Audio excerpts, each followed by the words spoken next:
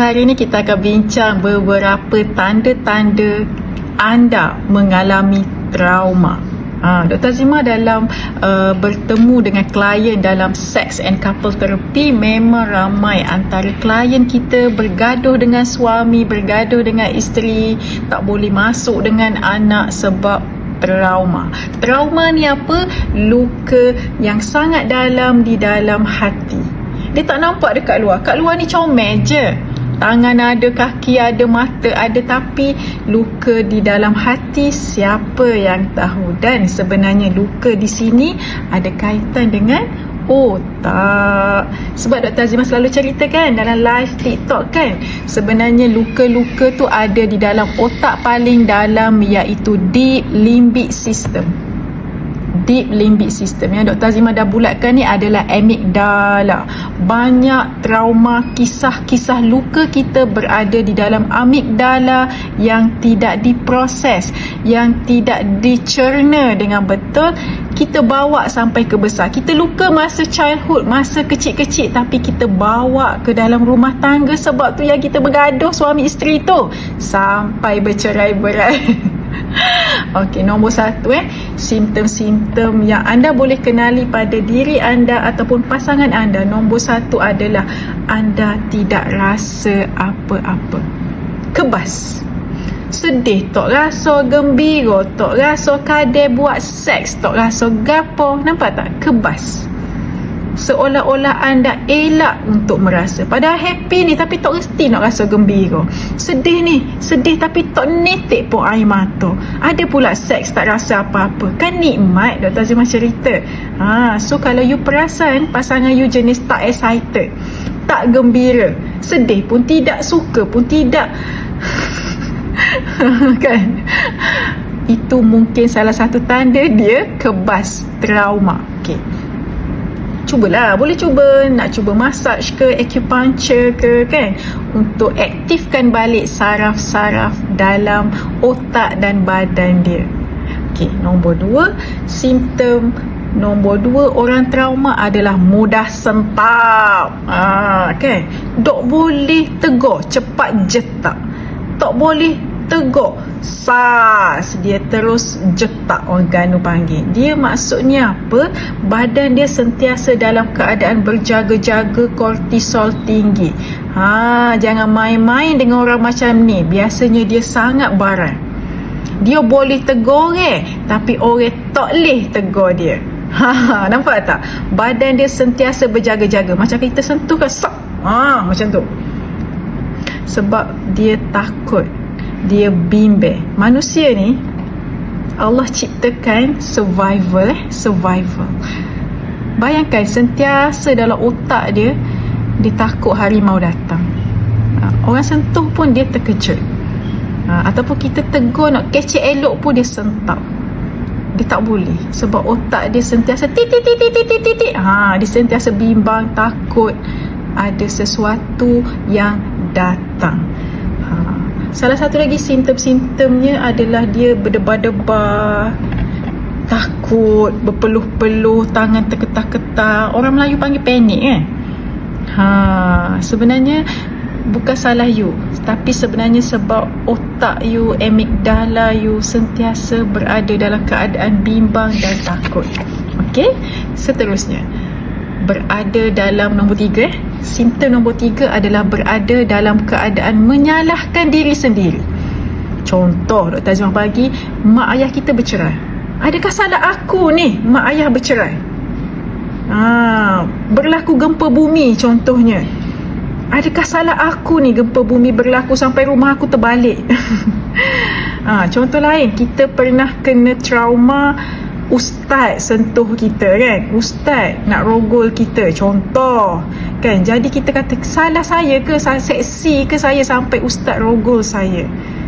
Benda tu berulang-ulang dalam kepala kita, padahal kita budak kecil. Waktu tu mak ayah kita bergaduh, mungkinlah salah kita tumpahkan air, tapi sebenar-benarnya mak ayah kita bercerai bukan salah kita. Bukan salah kita, dia orang masalah. Tumpah air tu biasa bagi seorang manusia.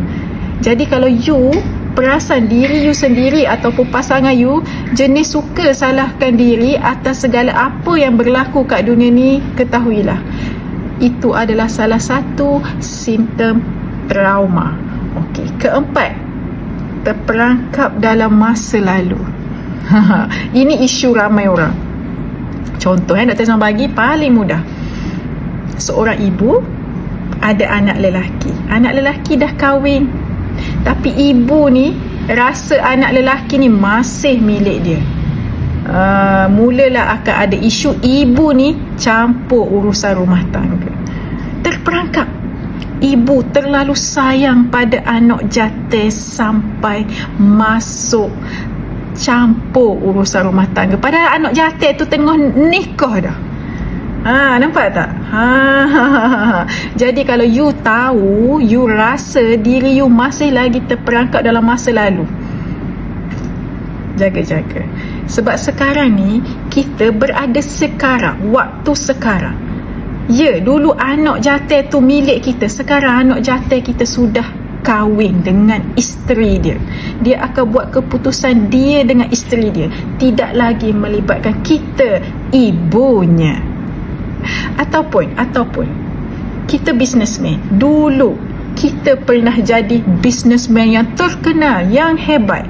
Sekarang ini kita sudah tidak lagi berada sebagai chairman company. Anak kita dah pegang company tu.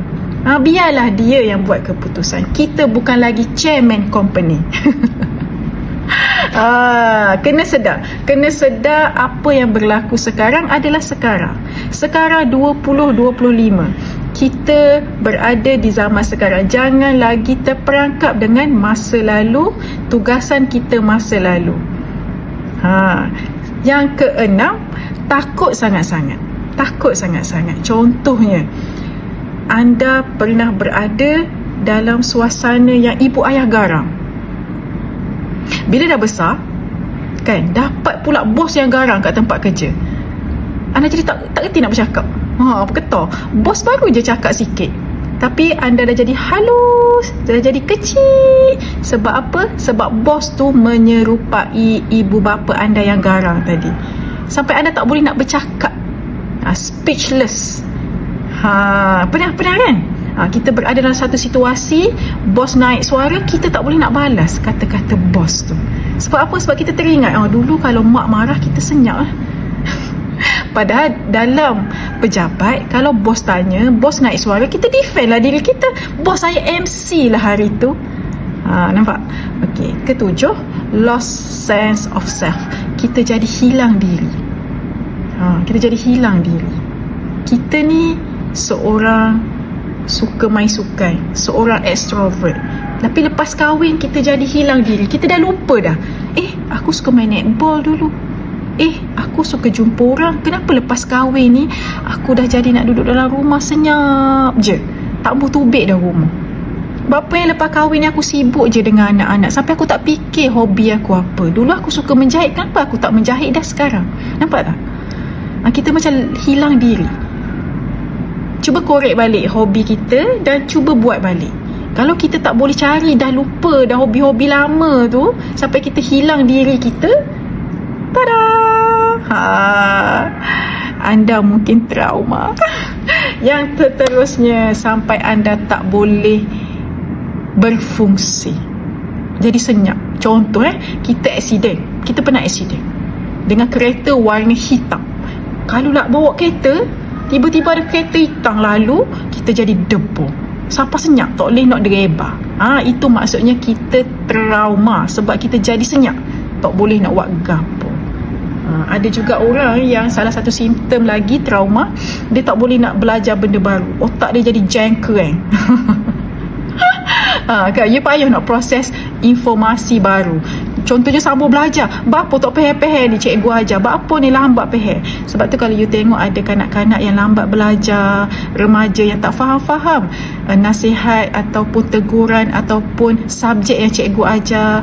Kena santuni anak-anak kita, pasangan-pasangan kita yang tak faham-faham ni isu. Kadang-kadang kita rasa simple je, kita royak apa isteri aku tak faham, ataupun kita kata mudah je ni, apa tak faham matematik ni. Mungkin ada luka di hati yang anak-anak kita, yang pasangan kita tak erti nak royak, tak erti nak khabar. Sebab dulu semua tu luka di dalam hati yang sangat dalam, yang sampai you all tak tahu nak luahkan macam mana, dan menjadi simptom susah nak terima maklumat baru. Nampak tak, ada 8 tanda-tanda yang boleh you all tengok pada pasangan ataupun anak masing-masing. Adakah anda trauma? Boleh datang jumpa Dr. Azimah untuk sembuhkan trauma di dalam hati dan otak anda. Bye.